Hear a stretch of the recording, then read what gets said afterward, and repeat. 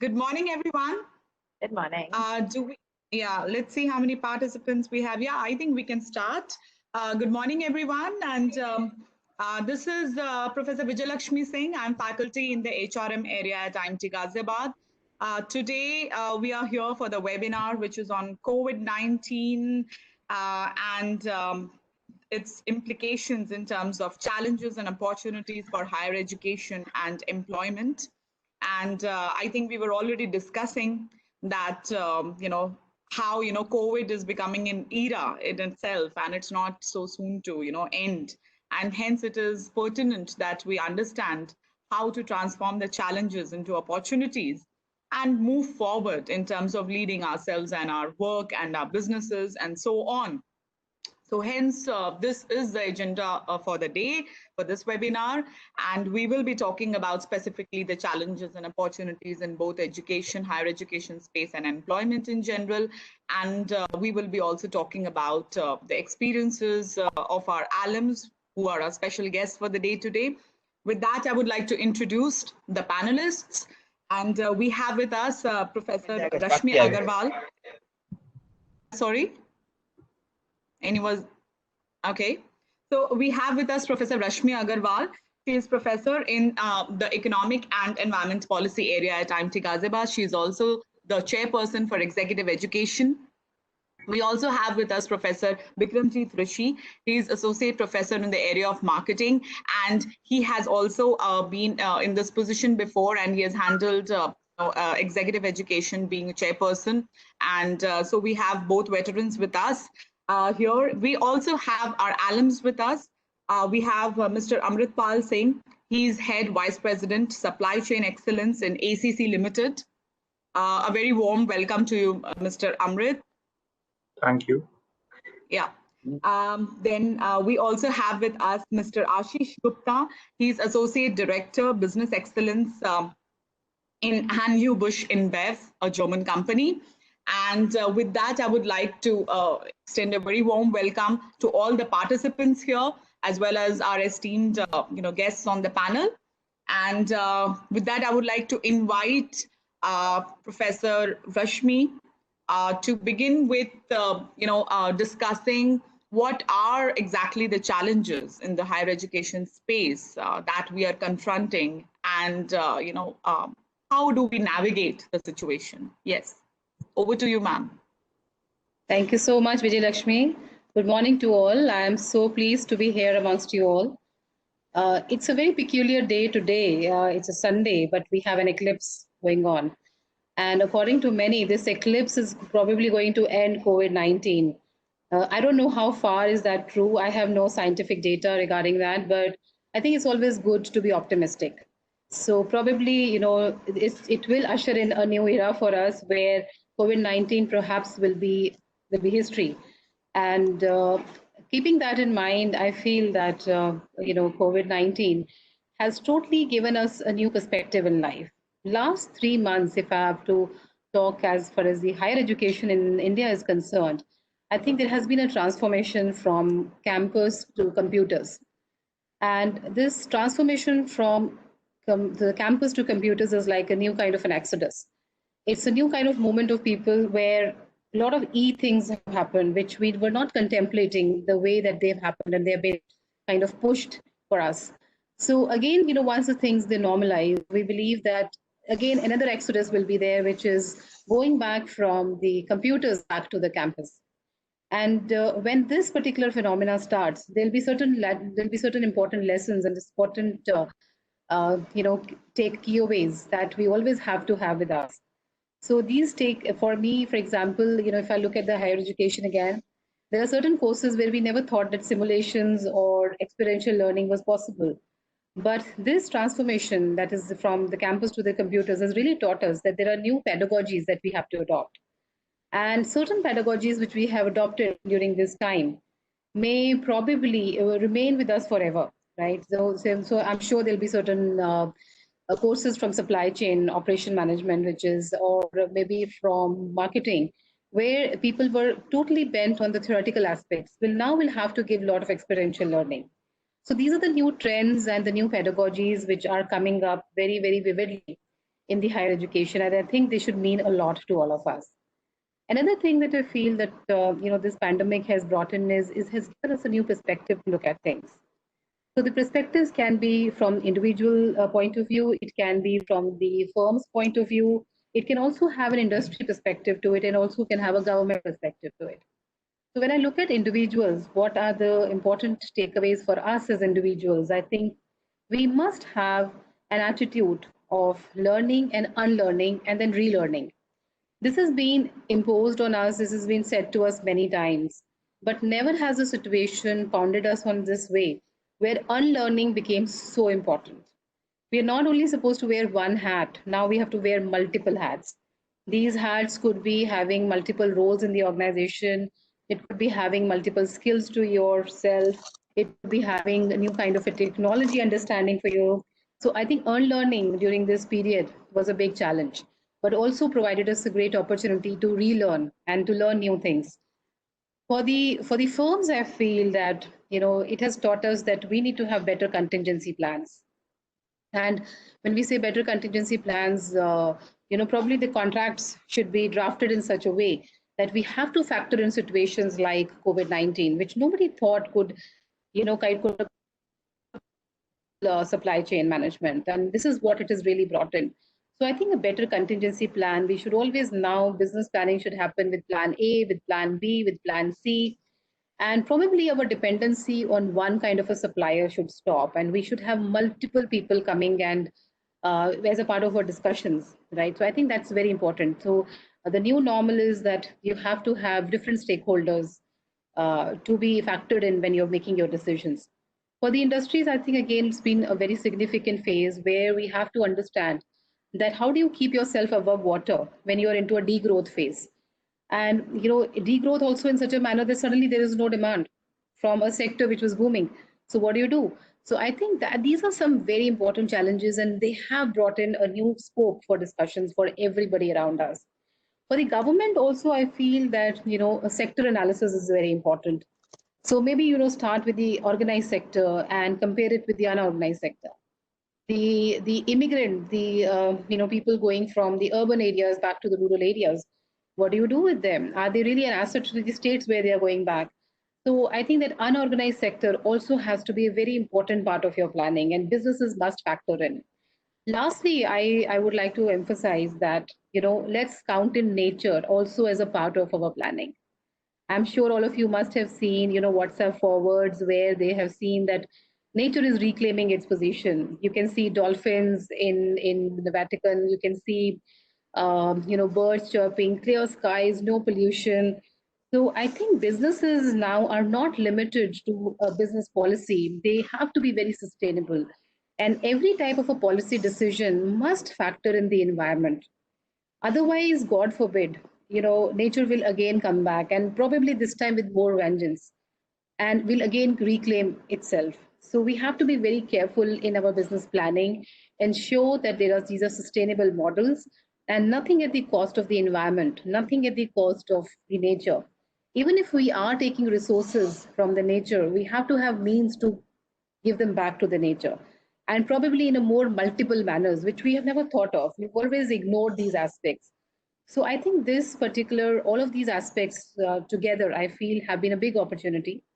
And looking forward to how business now react to this, and how do we as individuals respond to that. I think this is an individual responsibility. As far as the higher education going back, I think again, we have to have a very holistic perspective. And because we are this ecosystem, so we also have to respond in a very positive manner. We have to respond to this environment of unlearning, relearning. We have to factor in that how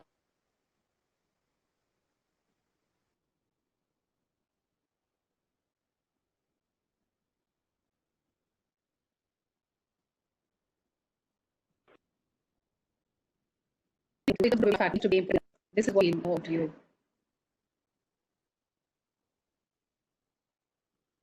This is what I feel, VijayLakshmi. This is. Thank you. Yeah. Yeah. Thank you, ma'am. Of course, I totally, thank you for your insights and points. I totally, agree with your points regarding, that we need to unlearn and relearn. That is becoming more important, all the more right now. And, it's important that we have a contingency plan. And, I think that ecosystem perspective and I would say crisis management is, and both at the level of self, others, and business, is going to become very, very important, competencies to, skill oneself in. Okay, with that, I would now move to Professor Rishi. Professor Bikramjit Rishi, I would like you to please invite you to also talk about the challenges and opportunities in the higher education space. What are your perspectives? Yeah. Good morning, everyone. I see the challenge for existence itself. Okay, the existence of individuals, existence of industries, existence of human beings as such. So that is why the lockdown. Economists in the March 23 to 27 issue published a picture of the globe where it said closed. And we as individual never thought that globe will be like this, and there will be nobody is in touch. So the challenge is in self existence. And when I see it from the point of view of the education industry, particularly the higher education institutions, I see the challenge for existence of the institutions. Reason that those institutions which are relying upon enrollments, relying upon tuition fee, and if COVID-19 situation persists for next 3 months or 6 months, there will be a challenge for them to sustain themselves as such. So second thing which is very important, the second challenge, which is for the faculty, how to deliver in the online space. So there's a challenge with the faculty in terms of embracing themselves, in terms of learning the new methods of delivery, learning how to deliver in the online space, because the business models, the education business models as such are undergoing change. So to relive to that situation, and as an institution to exist itself, and that provides an opportunity for the education institutions to relook, to reinvent themselves also, with this challenge to come out with new opportunities, that what is on offer, how they are changing the education space as such. So there's a challenge at the same time, and there is an opportunity at the same time existing, and that challenge is posing a challenge to the institution, that what they stand for, what is the so many institutions you will see will change their vision and mission statements because of COVID-19.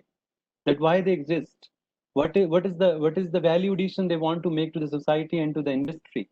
And in the process there is an opportunity then when you are looking for new business models, new financing options. And I will see an opportunity existing for the market in terms of recruiting students also. Previously you may have seen that students were recruited at certain point in time, that there was admissions happening at certain point in time. I think if this persists, admission channels will change from not from point in time but over a period of time. You may see that education institutions will go for regular recruitment throughout the year, and that recruitment is not only changing. You will see traditionally that there was a placement season which was happening for after the students complete a degree, that this is 1 week of placement. That will also change, I think.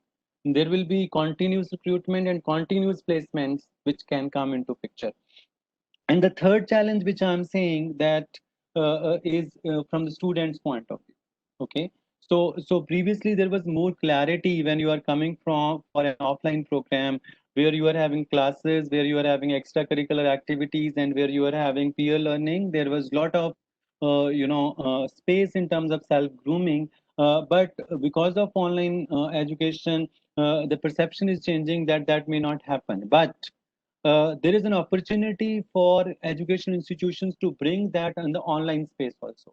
So you can take that in the online space. There are platforms which are giving the peer learning, giving that space. So perception of the students, how you are perceiving online education should also change.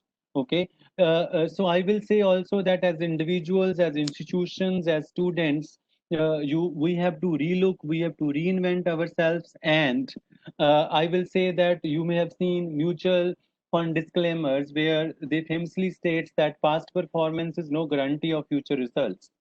So it is time to rethink ourselves, and past performance, past success will not determine your success in the future. And we have to relive to the situation and come out with new things as faculty, as students, as institutions to face this challenge and reinvent new opportunities for the students as well as for the market. My side. Thank you, Professor Rishi. Very insightful and very valid points. Right from talking about how even at faculty level, not just it's not one-sided. We need to gear up, and there are so many much more changes required and adjustments required, and I think we are all already on it. And with that, now I would quickly move without waiting anymore towards our alumni, and I would to invite Mr. Amritpal Singh. You're here? Yeah, hi, Can you ma'am. hear me? Yeah, I can Yeah, hear you. hi. Yeah, hi.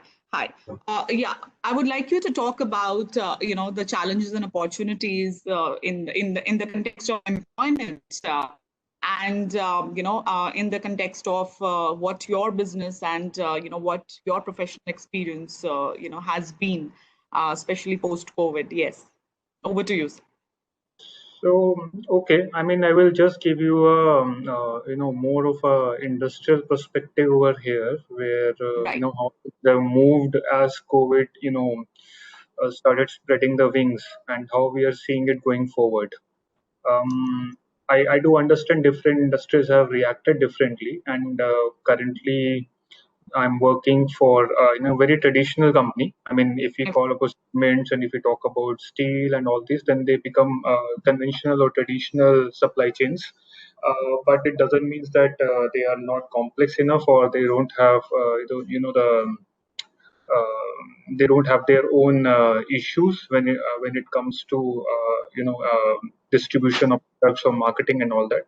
So being a traditional or a conventional business actually makes it even more formidable in such kind of an environment where you don't have a hang for video chats. Let's say when you communicate, you normally travel and Your communicate. voice is not clear.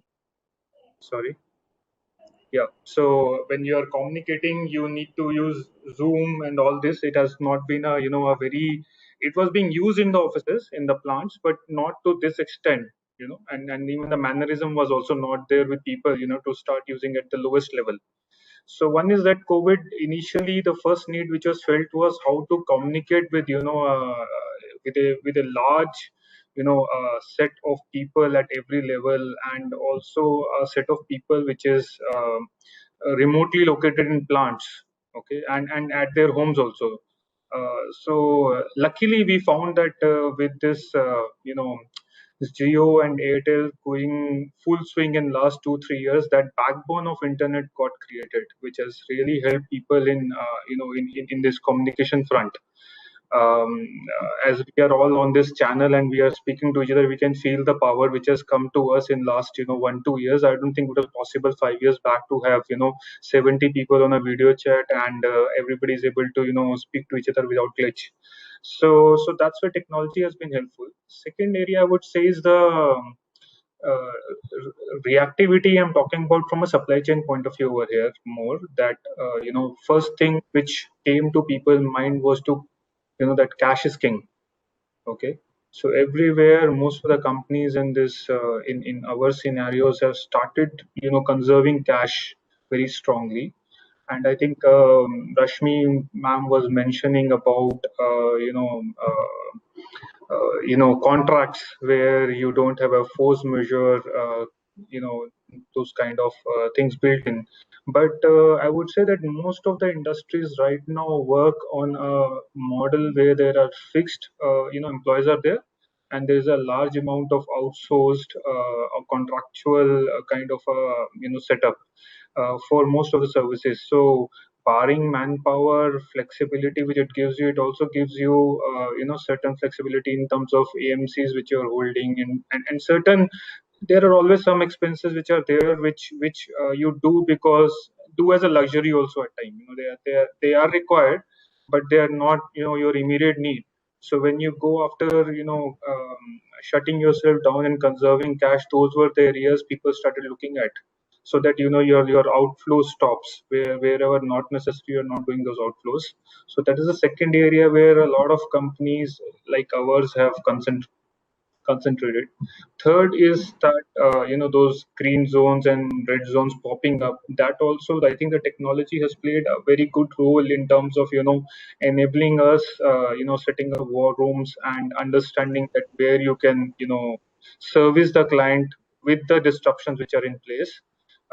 In fact, I would say that WhatsApp groups can also become handy in such situations. Though they look primitive now to all of us, but they are highly productive for an industry environment. So that is like we are talking about very very basic things which have happened in the first month or 2 months, where again people are trying to grasp with the situation and then come to a level play, where plants stopped and then plants started, and then we confine people to a particular location, reduce their movement so that they are not got exposed to the virus and they're able to work in those so if you see, actually India has come out pretty well in terms of I do a step behind, and if you watch, in this environment, that your food never, the food, fruits, those kind of essential items never stopped. In the entire country, they were being, railway played a very major role, and we were able to, self-reliantly and efficiently do most of the things. There was no great, high inflation which happened. So the network or backbone of the supply chain in India is now becoming really and it is going forward. It is becoming better and better. Another perspective from supply chain strength, I would say, is that there is certain inefficiency in our system for a normal. If you see a normal time, I would say that if you say that you have mom and pop stores for buying stuff, right? They are grossly inefficient. You'll say I should, buy from the farmer and put it into a warehouse and a cold storage and bring it to something like a Tesco or Costco, and then everybody goes and buy from there, which makes it the most efficient supply chain in the world, right? On which Americans and others are relying. Whereas what has come handy to us, if you see right now, is a distributed supply chain where you have Kirana stores, and we have relied on them extensively in the last 2-3 months, and you would see that they have actually saved us in this environment, whether it is inefficient or what. But maybe we are paying 10% additional for it in keeping this supply chain alive, but somehow it's a different story, right? I mean, if you look at it from that perspective, they have been our success in the recent time. Sometimes your inefficiencies become in a disruptive or pandemic situations. Being highly efficient actually causes greater pains at times because you don't have other options available. If I take another example, I would say of a similar type, you will be able to relate. But somewhere these exigency measures, are helpful. Like each of our houses might be having genset or inverters. Whereas if I was in Singapore for almost 8 to 10 years, when there was once a blackout for 5 minutes and everything was stuck because even the lifts did not have that emergency power to bring you to a floor, and safely evacuate you. So compared to Indians didn't panic over there, and why we didn't panic is because it was so normal for us. One is that, and secondly, in India, when we have this kind of situation, we have an inverter, we'll have a candle, we'll have a torch, we'll have few things available with us. So you have a lot of alternatives which are available, which are inefficient in other times because you are paying cost for that inverter for the entire year. But in a pandemic situation, it becomes amazingly good resource to fall back on.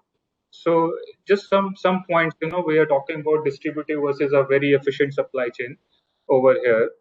But how things come in handy in situations, when and in this generation we have not seen a lot of such situations. We could go 40 years back, we would have seen war, we would have seen things like partition, which would have uh, pulled us back in terms of large disruptions and recessions. But if you talk about our generation, this is first time we have seen something which has really shaken us to the core, that for 2 years, like we were talking about, there is a washout of career which is happening, or the entire year is getting washed out. It is nothing new. It has happened in other countries. It is happening right now also. If you talk about certain war manifested countries, or Afghanistan, or some countries where the economies don't do well, I think 4 or 5 years also gets wash out for people.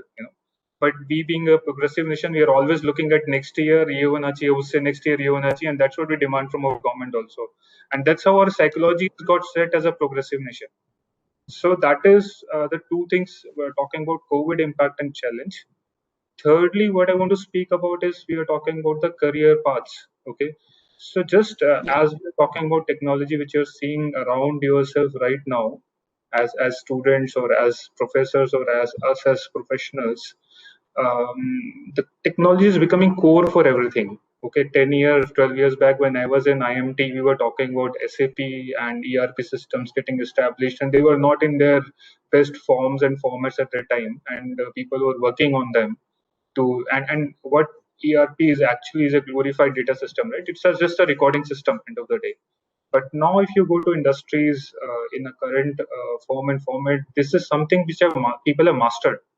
Even at the lowest level, everything is happening through SAP or Oracle. Or so, if you see the data getting into your system is no longer a problem. There might be a 2-3%, 5% inaccuracy in that data at a consumption or dispatch or those whichever level you are talking about, which is getting corrected. Now people are one step ahead. Okay, when data is available, one is that you should be very familiar with this this recording system as you go as a supply chain professional or a manufacturing professional. It's the backbone, and now people are actually working on top of it. So being a technology literate is very, very important in the current industrial environment. And somewhere education is also playing a catch up over there, and somewhere they're excelling also. So we are talking about R, we are talking about Python, we are talking about writing program on top of the SAP system. But SAP system is something which people are well versed. So it's the backbone, and now whatever you are doing, you have to do on the top of it. If you just suddenly tell me that okay, I am I do understand these systems, then you have to be one step ahead now in terms of what you want to do with it, because people are doing further work on top of that, from where the data is becoming information, and information is becoming knowledge. So those are the leg where work is happening, which is also leading to one thing, is that this era is for experts. They are not for generalist people.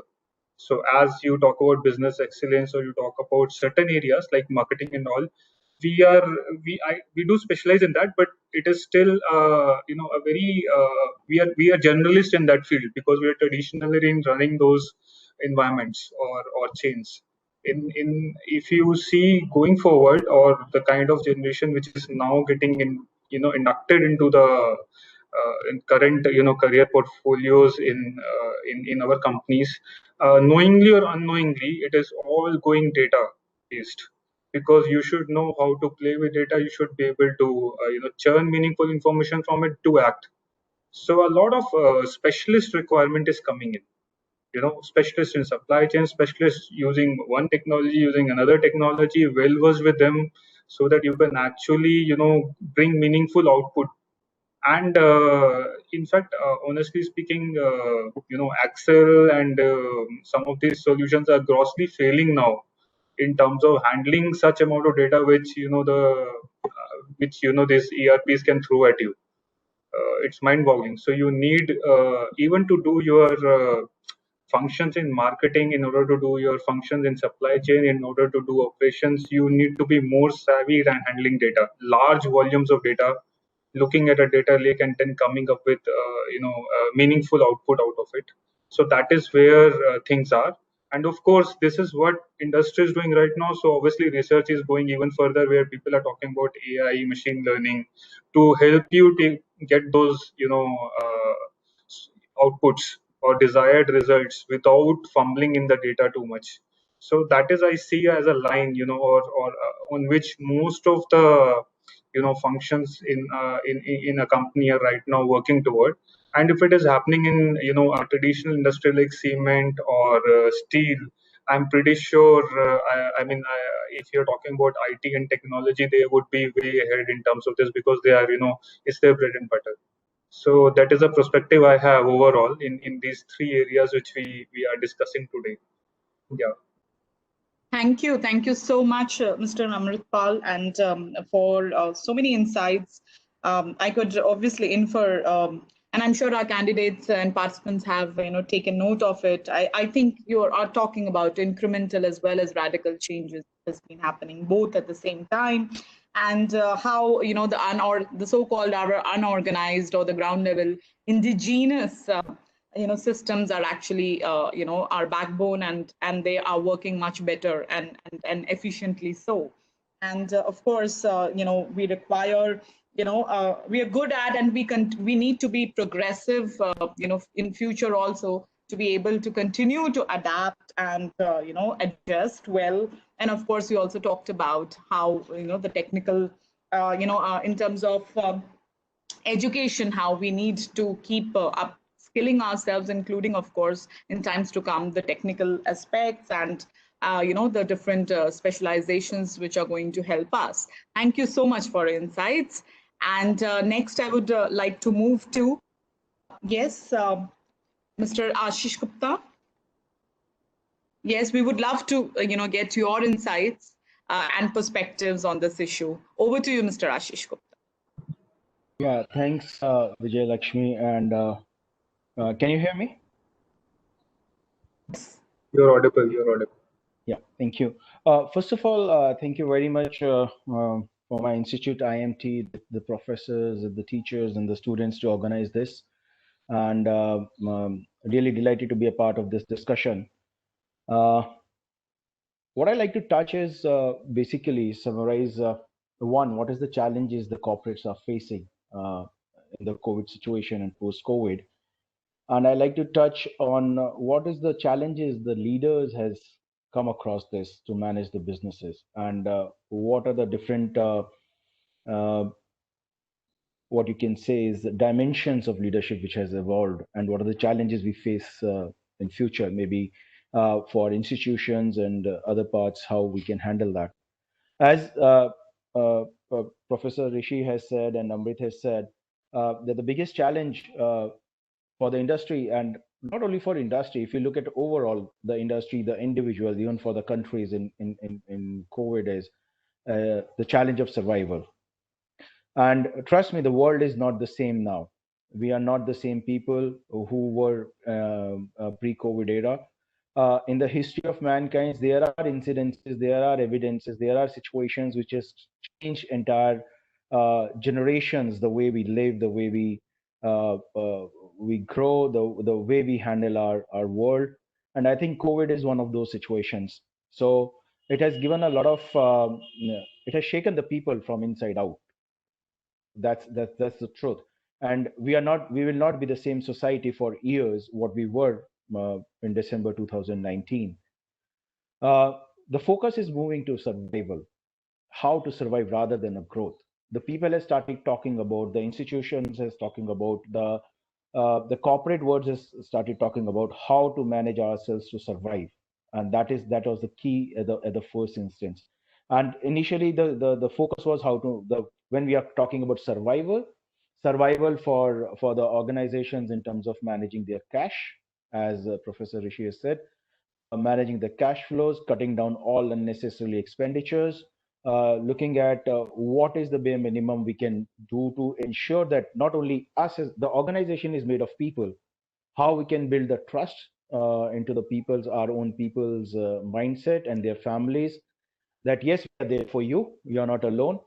So there was, when it all started, there was a huge fear among people Maybe our salaries will go out, maybe we will not get the money tomorrow, how will we survive, from where the money will come.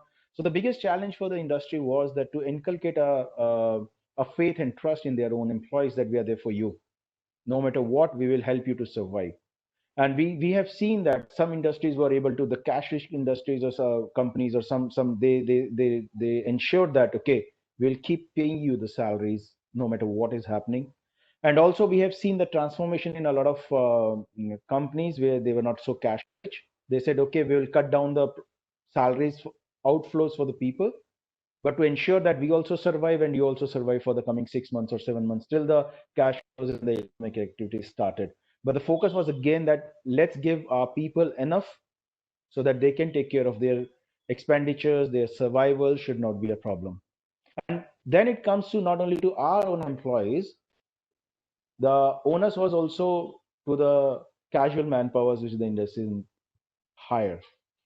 That's the humanitarian aspects of the leadership which started building it up. I'm not talking about, I don't know how different industries are responding, but I can take example from my company. This is where we saw that not only us, but the regular casuals who has been working with us for months and years, we should see that at least their interest is.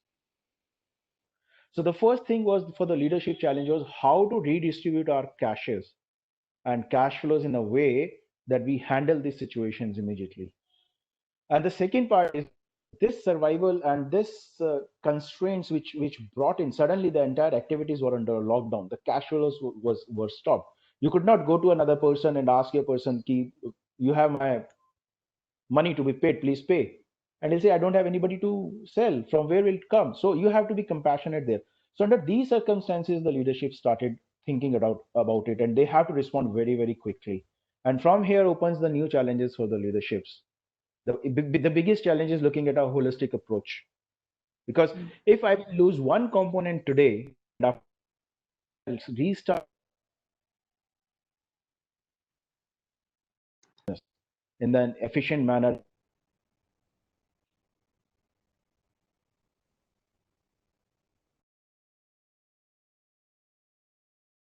This is now what we manage, how to manage the safety and security of our and our.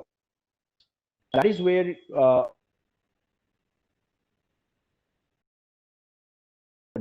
starting from the top, what are the stats efficiently and effective to the lower.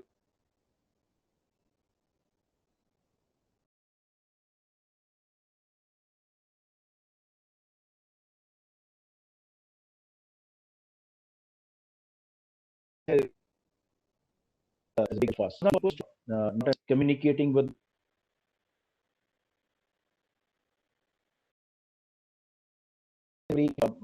what you can say is a quick manner within a 2 days, how you are going to communicate to the lowest level, what kind of a mechanisms will be there, how you are going to organize it up, all these things starting it up there, and that is where the leadership's response time to the changing realities becomes critical. And the third part of leadership came was on the resilience, how resilient you are into your approach, because the challenges were changing on not in days or a weeks, the challenges were changing in every hour. So the company used to come, we used to come with a strategy. Okay, this is what we are going to adopt for the next 15 days based on containment areas, based on the COVID situation in what particular market, or based on particular geographical conditions. And within 2 hours, we come to know, oh, the zone which was green has suddenly turned red. And the people who were supposed to be engaged from the green zone, now you cannot engage them anymore. And still you have to achieve your targets. You have to achieve how to manage your business, because this person cannot come. Then what is the backup plan? So as Professor Rashmi said, that we should have a backup plan 1, 2, 3, 4. Yes, ma'am, we can have 5 or 6 also, that is there. But if the situation changes every hour or every minute, and the paramount priority is the safety and security of the people, and still you have to sustain, that is what has transformed in the last 2-3 months. And as we move forward, how to then the challenges starts coming up. Okay, first is ensuring safety and security of our people, building confidence into the communities that we are there for you, to our people also that we are there for you. It's okay, we can manage this out. Managing your finances, managing your cash flows, cutting down onto the unnecessary expenditures. and then coming out, if you are now ramping up, how to start it up so that your teams with the guidelines coming up with 33% of people having a social distancing, ensuring all measures being taken place, the transportation cost capacities has reduced by 30%, by 70% just to 30% to meet the COVID guidelines. So if my one vehicle, transport vehicle like a bus is carrying say 60 people in one go, they can now only take 20, and then making them entry into the factory, right? All those precautions taking place. So if you look overall, it was a humongous task. It's not easy. And then ramping it up, ensuring means when I was working with one of my plants up in Sonipat, we went to a detailing that the touch point, the most common touch point which is critical is a water cooler, because the people has to drink water in summers. So how are you ensuring that we reduces the risk of the people getting contaminated? We don't know. We are just checking the people uh, for their temperatures or symptoms, right? And that is our filter for people to get enters. But what if somebody is asymptomatic and entering into the brewery? How we are minimizing the touch points, the sanitizations, the leadership teams and the people working for everyone, they went to the finest details, looking at the risk and then mitigating it, and then ensuring, okay, how we are going to ramp up. The whole organization thought, okay, no, we are not focusing on to the efficiencies right now. We are focusing on first the safety and security of our people. Second, how we can start it up, the startup. And once we will stabilize, then we'll see how we'll work onto the efficiencies. So those dynamic changes has brought a lot of challenges for the leaders. And what overall leadership now is, it's not only numbers, it's not only growth, because all these things cannot be possibly handled if we are not handling and managing our people in the right way. And trust me, we are human beings, and human beings are not used to confined into a house for 3 months or 4 months. There are more psychological issues which started coming up, not only into the employees. The employees are far away from their families in a lot of cases. So it also comes into the cases, the families are concerned about their employees. Anyway, the employees were coming for essential services during the peak when the entire country was shut down. We are talking about warriors on medical fronts. We are talking about warriors in healthcare, sweeping, everything. That's great. They are there. No second thoughts about. But we have a silent warriors also who have ensured that our economic activities shall start up in the right way when we open it up. And those are warriors into the essential services which are managing the industry.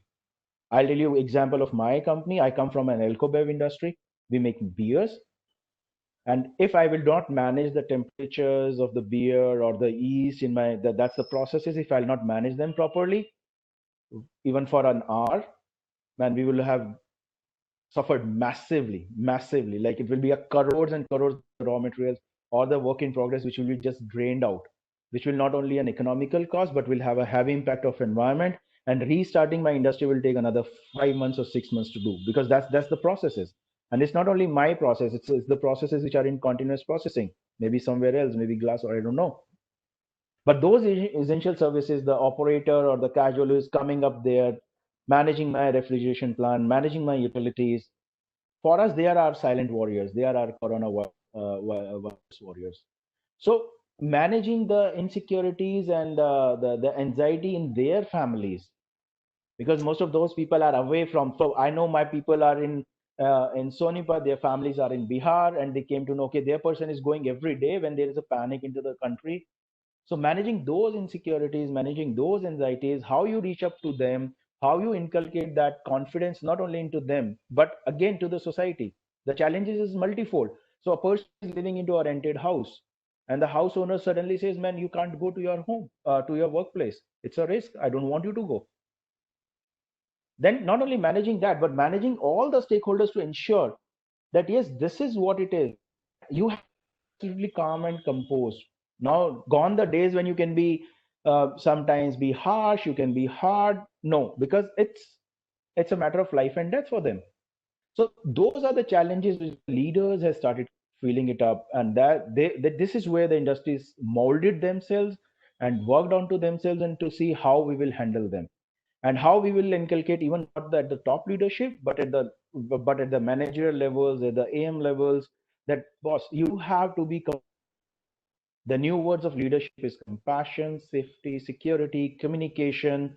We were talking about those some leadership traits somewhere into the books and MBAs, but when we come into our daily routines, then it's my growth, my company's growth. I have to be the top. Being at the top was no more relevant now. Being there is relevant now. Right. The relevant is that I am there when I have to start taking the results again. If I'm not there, the aim was not that I have to grow on the ladder. The aim is, okay, wherever I am, let me sustain that, and wherever my team is, let them sustain that for, and let the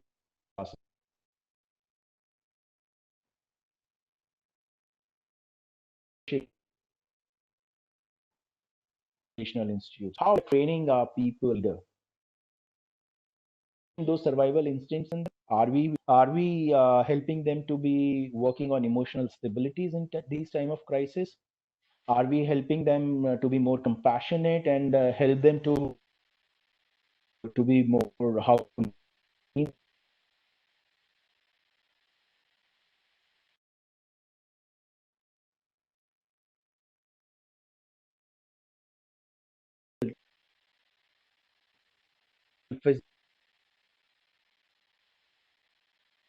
means come from home working so passionate, oh, let me go, but not from home start 8 o'clock in the morning and it ends at 9 o'clock in the evening.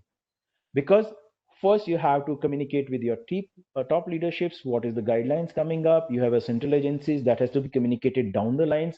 Every second you have to be on the toes to see if any negative things is coming from your team or not. If it comes, it has to be cascaded back to the team for the guidance and leaderships and direction. So these here hands and forth kind of things needed a lot of resilience, passion, compassion, uh, mental stability, emotional stability. Means it was draining. It was draining for the people, and this is where we have to now look forward for our teams and for our future leaders in the institutions, that how we inculcate and redefine the leadership model for them, what the leadership means.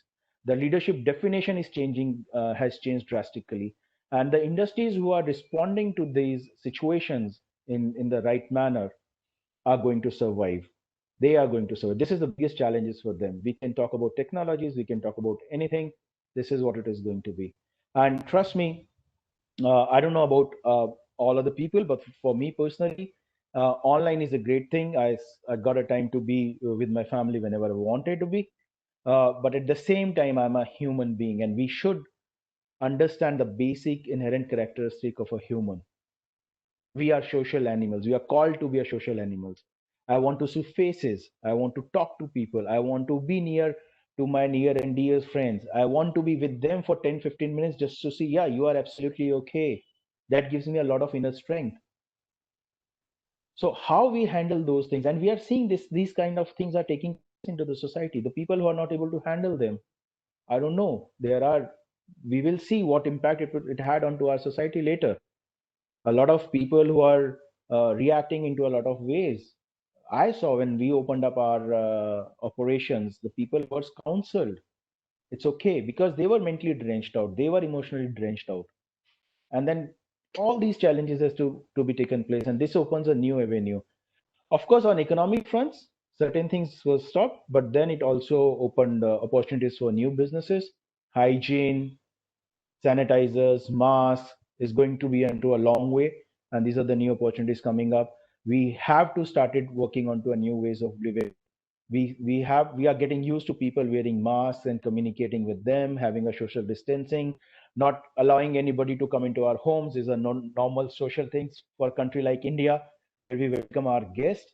It is very hard emotionally to first say, sorry, can you be from there or can we be there? And the people to understand these things was difficult, but now people understand those things. So I think it has a lot of overall society impact, industry impact, and a larger impact on we being reprioritize our priorities of life, who we are, what we want, how we want to live, how we want to run our businesses.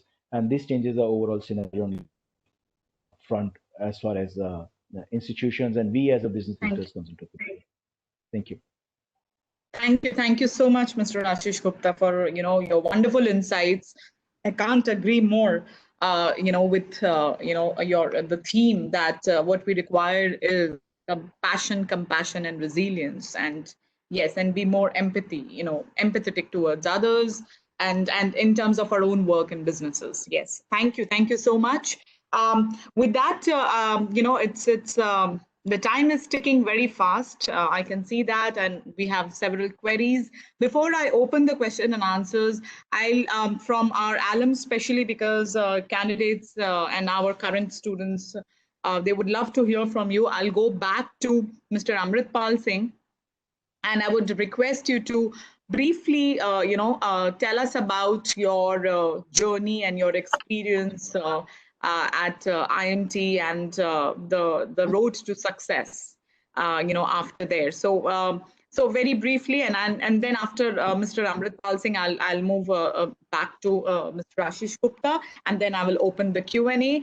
And we don't have much time, so yes, over to you, Mr. Amritpal Singh. Okay, so okay, a brief about me is that I started my career as a mechanical engineer, and then after that I did my master's from IIT Delhi in production engineering, and after that I was in Singapore for some time. Actually, I initially wanted to do my PhD over there, but then I somehow didn't finish it and started working there. So I spent around 8 years there, and that's when then I came back to India and then joined IMT Ghaziabad and did my MBA from here. So it was 1 year executive program which I did from IMT out of 15 months. I think it's the same program. I don't think there's much change in that. And as a part of it, I also went to France to École de Marseille in Marseille in France, and I did a 1 semester over there. So yeah, it was a good experience overall, being part of IMT. Still have friends who are, we're constant in touch. In fact, Ashish is also in touch with me.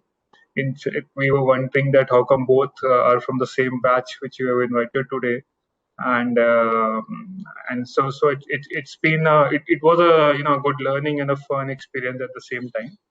And after I did my MBA from IMT, so I joined Welspun for some time in the business excellence, which was a campus placement which happened. If you remember, 2008 was an equally bad year, not equally bad, I would say, but it was also pretty bad at the time. Market had crashed to almost similar level, and and I was posted out of Bombay. So at times, when I finished my MBA, and then we had a similar kind of hardships looking for a job, and a lot of time for executive path, it happens is that you have a good amount of experience with you, and it becomes actually a bit of a which I mean, this is what I'm sharing from what my entire batch went through. And in fact, it's not me. When I joined Welspun, I had people from IIM Ahmedabad who joined along with me there, also from the executive batch, and I know a few of them now. So all of us failed this problem that we had a very specific experience, and then we are expecting that all of us will get absorbed through a campus. Campus is normally a very generalist kind of a environment where people are being picked up just based on MBA in place, and not looking at your previous experiences to a very great extent, because at that time the mindset is not to look at a specific person, and it is more about a general picking of resources which happens that and then there's a mismatch also happens at time because of that. So but that doesn't mean that once you are in industry, once you are onboarded, if you are by applying from outside or within the campus, once you are in, there is nothing stopping if you are good at what you do. That's why I was mentioning that it's a world for specialists, and there is no substitute for hard work.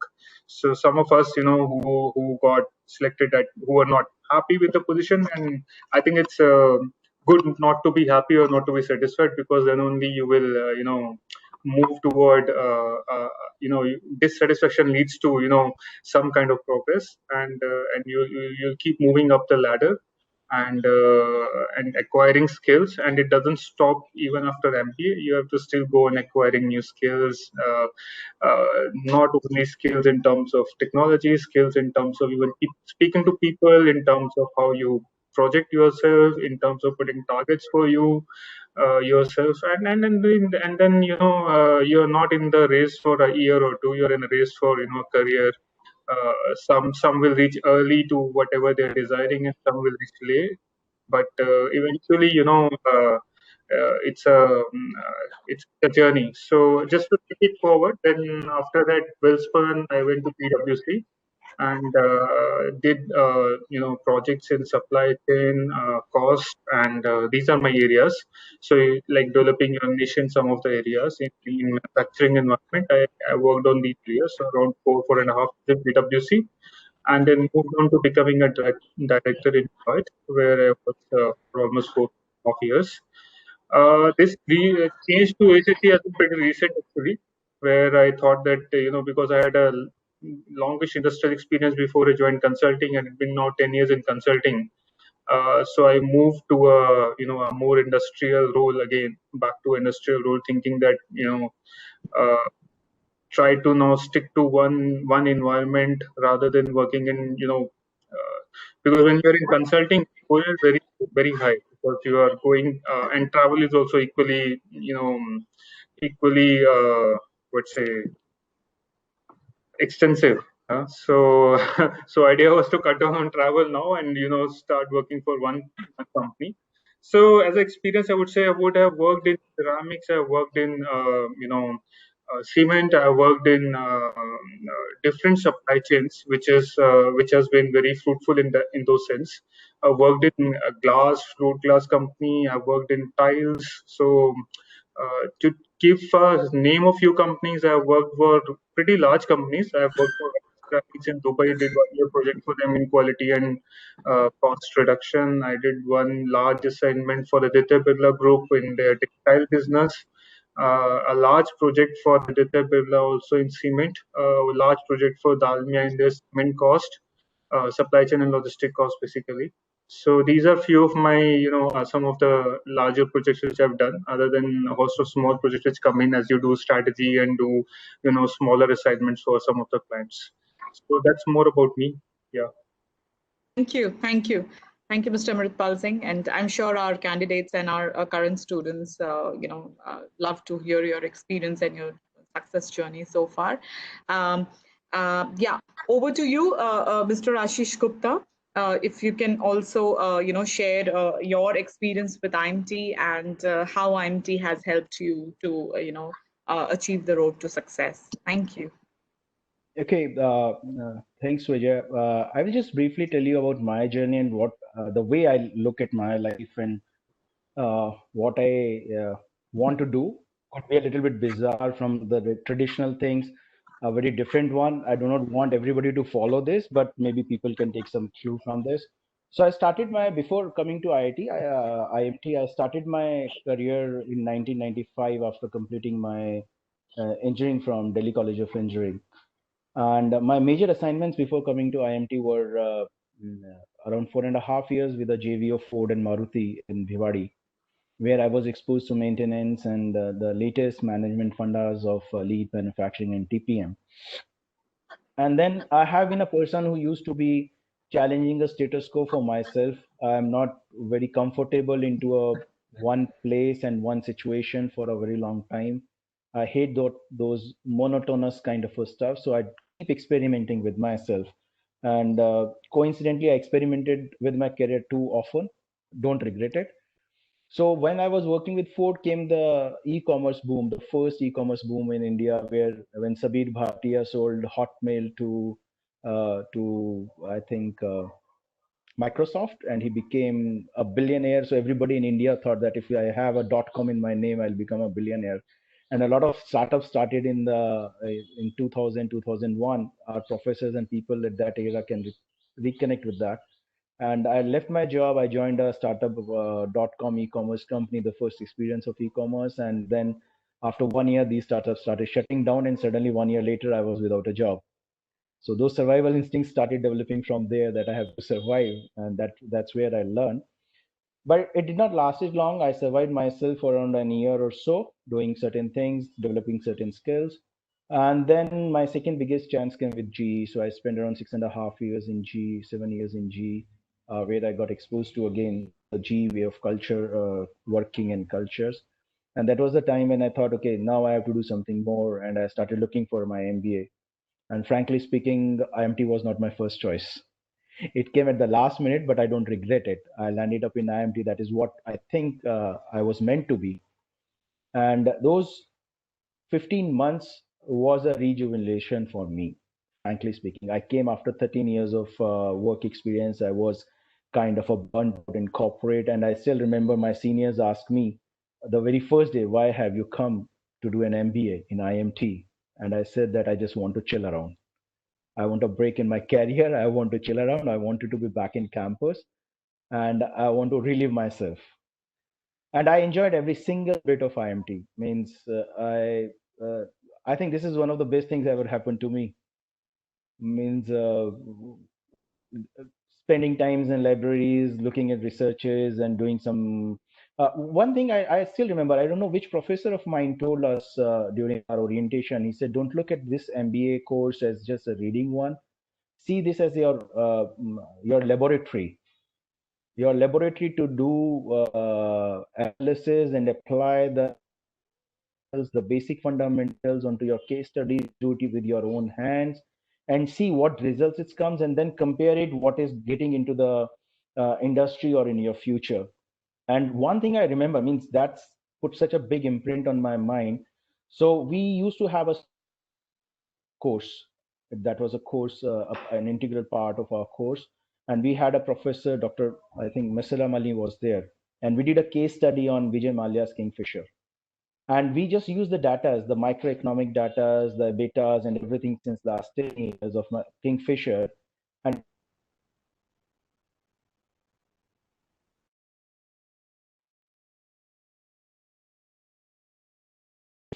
Malya will not change running King. That was the outcome of that study, which we did in IMT. And we saw that Vijay Mallya did not change, and we saw what the Kingfishers thing was there. This is an area where you can try and test and see the numbers to see the real picture. This normally the industry does not allow you.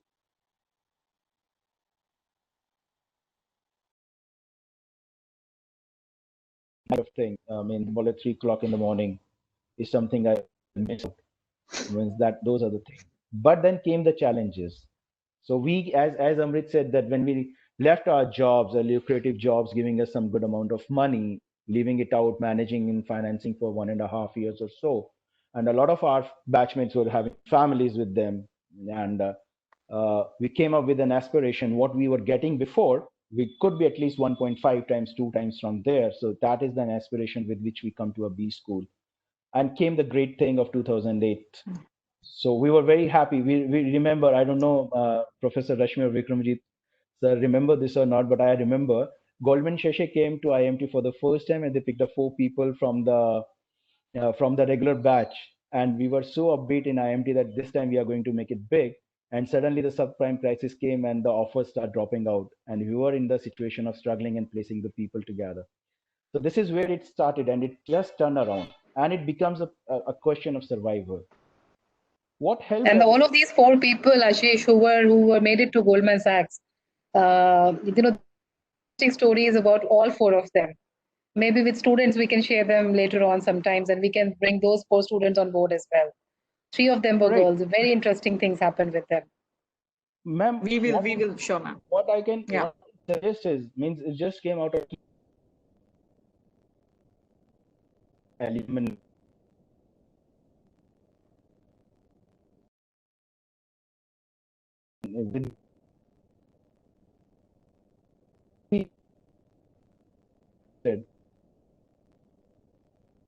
Means why to look for a success stories outside? Why not here within our, if my batch?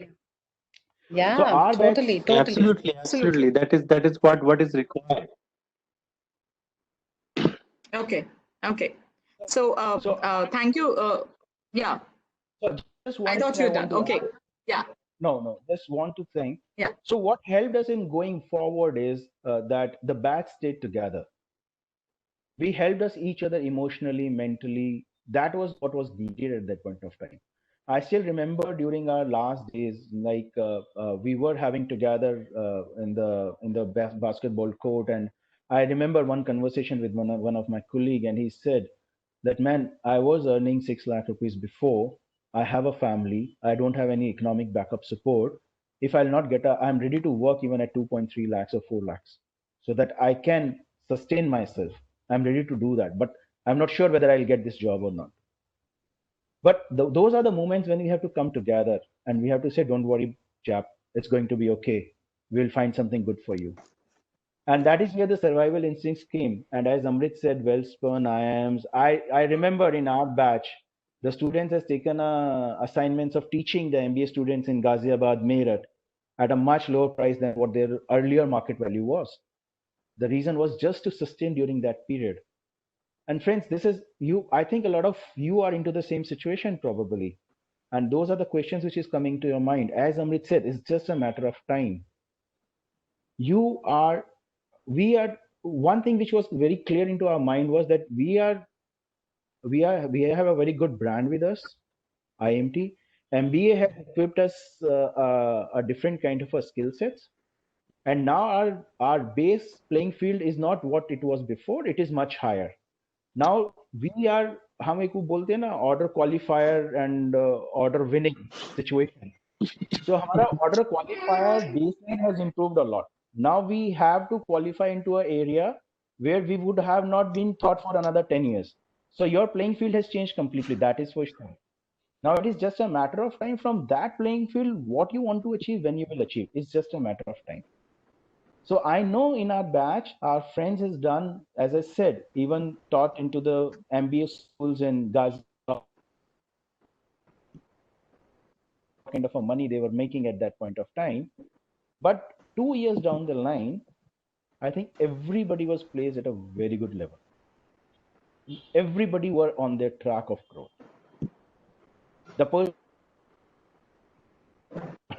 but the person who was teaching in MBA in the MBA schools in Ghaziabad, she became HR person in Tech Mahindra, and she monitored the complete integration of Satyam into Tech Mahindra. Yeah, now just imagine a kind of an exposure she got at that time. The people who were there struggling for a job today of ACC supply chain. We have people heading multiple areas, multiple and senior leaderships. So that is how it's.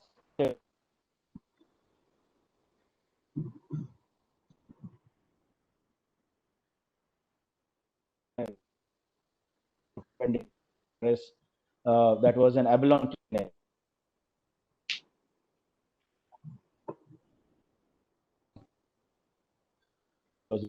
condition myself to just everything. So I just start thinking, moving from the growth to survival. Let's survive and sustain, and when the right opportunity will come, we'll just move on. And 2000, I was knowing what it's all about. And this company, I later on realized, is the largest company in the world with great brands. And from there, then I survived and I grew up. Similar kind of a challenges comes during our growth journey also into the organization. So that's with today. And I still keep experimenting with myself. So one milestone, something comes up, and then start looking at other things. But my message to my friends and everyone is just be calm. We know it's tough you're going through, because particularly has seen those challenges, but you will achieve what you want to achieve. Just be patient, just keep doing the right things, and you will be there where you want to be. That's it, Vijay. Thank you so much, for sharing your journey and your experiences. Now, I would quickly take up, the other questions. To begin with, so I have this question regarding. See, there are a lot of questions about the admissions criteria. I would say that do visit our website. It has all the details about admissions criteria, by the way. So don't be lazy. Do open the website and look at, the admissions criteria. But for your information, of course, it is, minimum 5 years of work ex and graduation minimum 50%, aggregate, CATS at 70%, and GMAT 500 score. So that's the, the minimum criteria, the qualifying criteria to apply here. And further details are also there. Please do look at the website and you'll get the information. It is regularly updated. Now, coming next, it is there's a question whether a person, this person has 14 years of work ex, and so is not very sure whether it will be feasible or how it is going to really help in taking up the MBA, the executive education course. So people with having much more higher years of experience. So who would like to answer this? Anyone from our faculty panel? I open it up. So if a person has 14 years or more experience, then should they, do this course? Yeah, I mean, the minimum criteria is there, which is 5 years. So there's no maximum criteria to that. If they feel they want to kind of rebrush and get into a learning mode in a very rigorous, academically demanding program, then why not? Okay. I can add here, Yes, we have examples where people came with the 22, 23 years of work ex also, and they are quite successful in the industry after completing the program. So I think age or experience is not the determinant here. What you are bringing value in terms of your experience and how that value is being added when you are learning through this program, and what you have to offer after completing the program to the market, that is what determines your success. So it is not the experience as a determinant, as Rashmi ma'am said, that the minimum is there, maximum is not there. So I have myself seen when I was the program chair, a student with 22 years of work ex studying the program. And I admitted him. That is what. So thank Vijay, you. I would like to. Yeah. Hi Vijay. Sure. Yeah. So I came with 13 years of experience in IMT. Okay. Yeah, So Ashish it's is almost another the same. Yeah, Ashish is another example, and he's doing very well in the market. Yeah. It's not what you are. Absolutely. So anyone. Experience.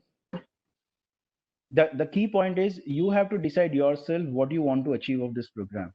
This program has immense things to offer you, and it is depending on person to person and their situation to get achieve out of this program. As the Professor Rishi has said, what you are bringing onto the table, what skill sets you want to enhance, and what you will take back to the industry and to the people back. So it depends on you what you want.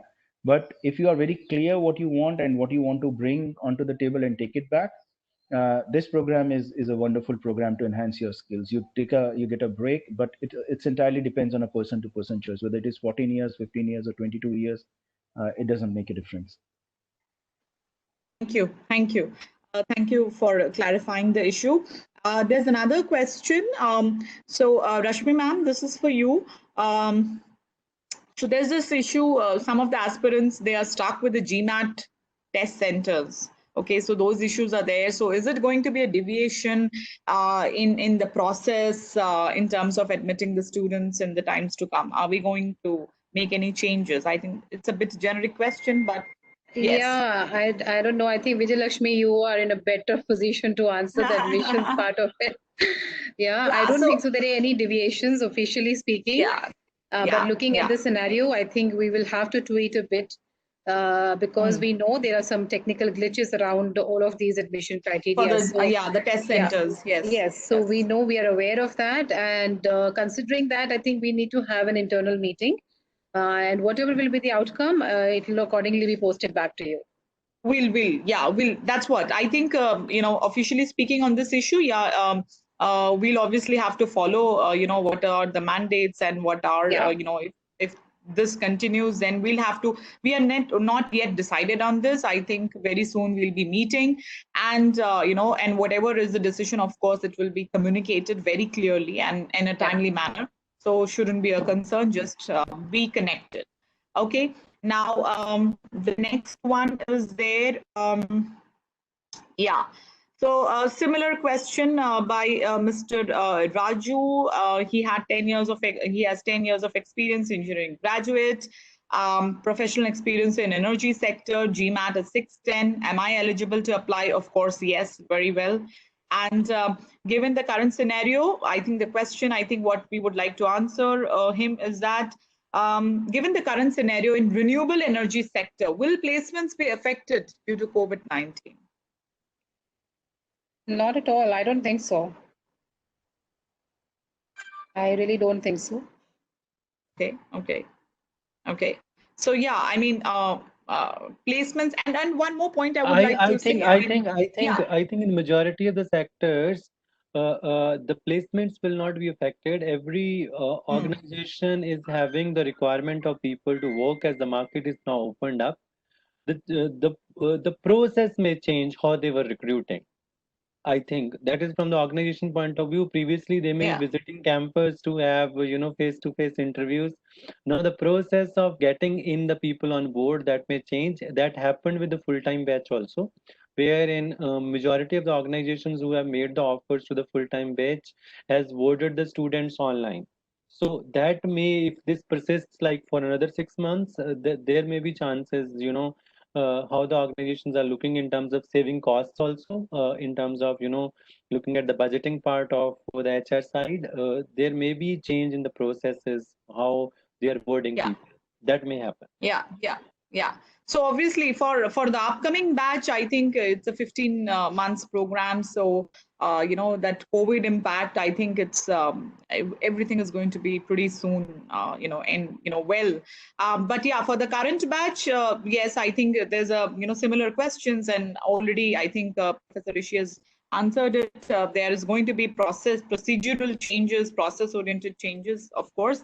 But similar question is that since the placement scenario, it's changing, let's, take it as a process level. Is it, how they should make themselves interview ready, because, sitting at home, because unlike if they were, we were in campus and, interactions are much more and preparation is at a different level. So would you like to answer? See, one thing is that, of course, you have to be as updated as possible. Take a lot of library help. We have a very, very well-stocked library. So you should keep on pulling out reading materials from there. Work very hard. That's a constant, I think, for any situation. And of course, you have to be ready for a certain industry, because once you go to the company will nevertheless train you as per their requirements. But if you can have a certain niche, if you're looking for a certain niche kind of a profile in a certain industry, might as well you can prepare for that. Also take help of your alumni who are currently working in those industries, understand their trends, and try to build around with your conceptual clarity around those trends. That's what a good employer is looking at. And of course, soft skills, good interpersonal skills, one has to polish these as many times as one can, because they really matter a lot. A good attitude towards the learning, I think, really goes a long way. Okay, thank you, ma'am. There's another question. How what is the continuous recruitment process here for this program? About yeah. So is it for the admissions? No, we don't open. Yeah. Is it for the placements? It's for the recruitments, right? I'm not sure what the question. This is not mentioned. Go, ma'am.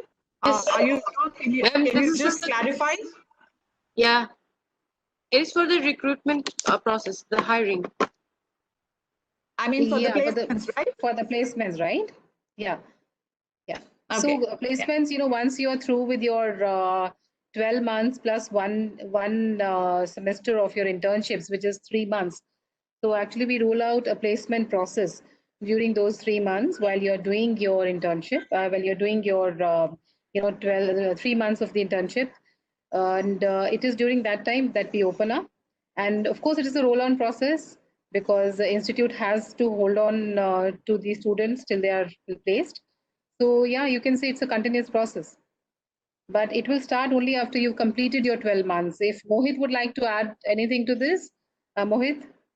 Sure, ma'am. I'll answer Yeah. to first. Somebody asked about the renewable energy. So we have got students who came from the same industry, but they were placed in the different industry because they said we don't want to go back to the industry.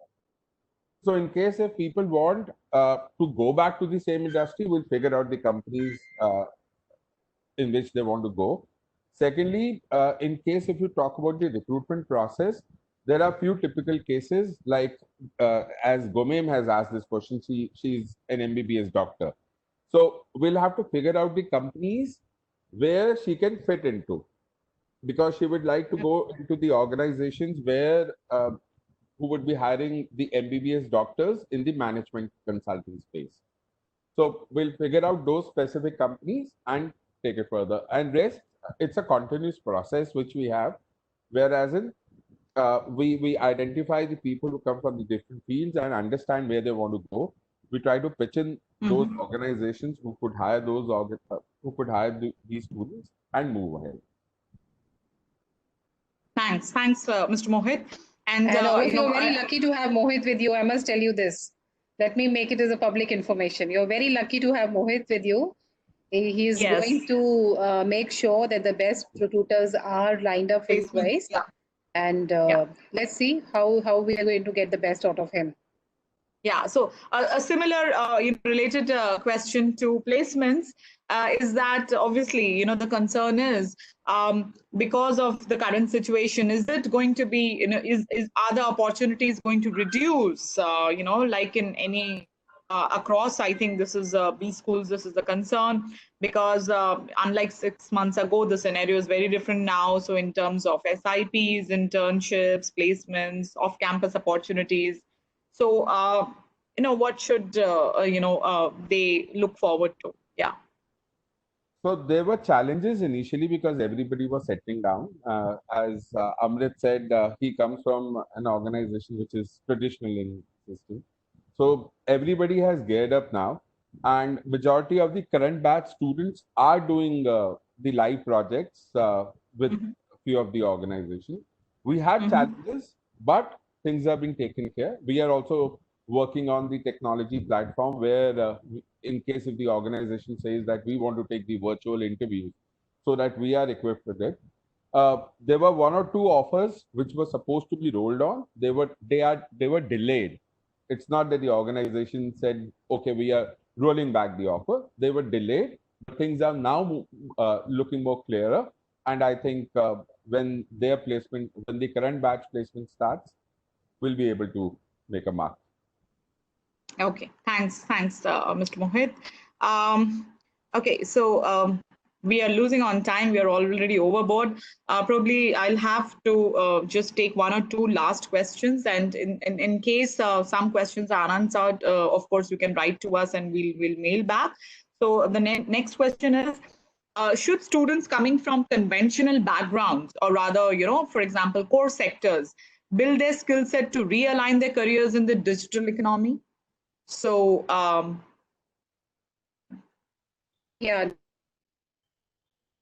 such a way that integrated back to the core courses, which are traditional conventional courses, and push them and integrate them and bring in the digital aspects of all the domains that we have. So it could be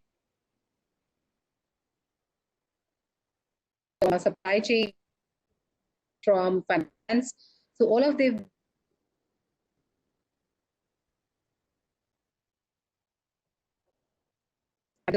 side of the business, very contemporary, and it does fit in all of these things. Okay. Thanks, ma'am. Thanks. Okay. So what are the skills required for logistics and distribution part of supply chain? What are the skills required? I think Amrit should take up. Yeah. Mr. Amrit? Yeah, can you repeat the question? Yeah, so what are the skills required for logistics and distribution part of supply chain? Okay, so logistics distribution, I think in the courses which are, which we study in IMT, there's I think entire course on supply chain, basically, if I'm not wrong. So from the theory point of the view, you will be able to understand, various concepts in terms of, which are currently essential, I would say.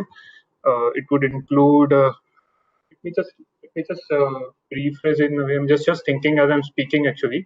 For logistics and see, there are normally 2-3 areas which go into building a logistic network supply chain. Or one is the network side. So network optimization is one area which is pretty close to when you're looking at optimizing the network. So there's a which goes into one is industrial simulation courses which you take.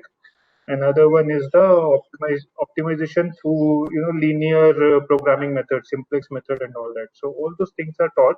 Although you don't now, there are practical software available for most of these things, but the basic foundation courses are there which you get in IMT. And then you build on it, because when you're actually working in the industry, you'll be using Anaplan, you'll be using Lamasoft. There are a lot of softwares which are available. I think I'm not well versed now, but most probably IMT would be having student copies for most of these solutions, and which you can put your hands on.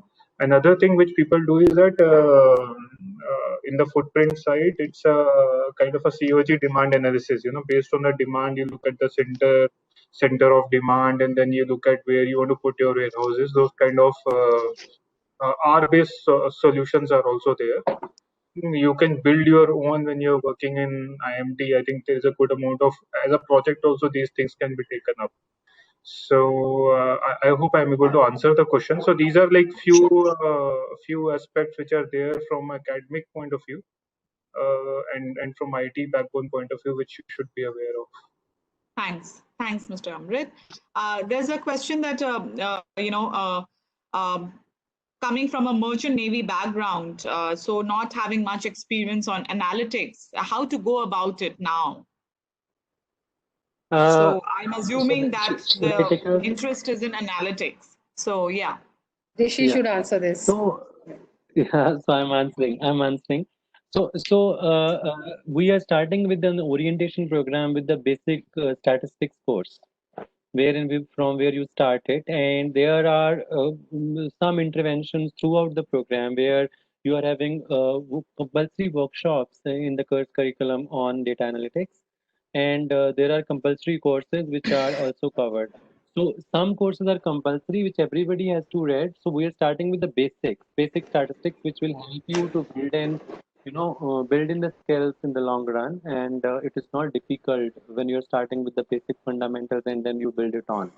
For example, as you already said, that orientation will give you all the students the basics of statistics, and from there you move on to some advanced courses where research methods is also coming, where some analytics will be covered, and then you are having a workshop on big data analytics, which is compulsory for all the students, and then you move to a specific marketing course, which is again compulsory for all the students, and then you may be having a within marketing specialization some more details about analytics which will be covered, and even in information systems management specialization, which also covers the analytics part.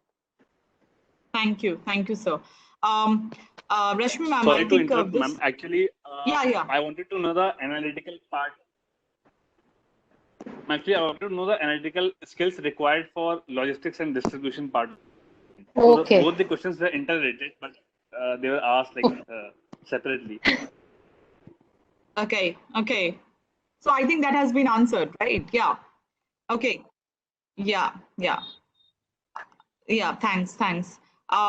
So this question is the program, going to start offline, or I mean the campus, or what is it going to be like? I think, ma'am, of course I can also answer, but first you. Yeah, surely. So see, right now it has to be in the online mode. In-person program cannot be offered as of now.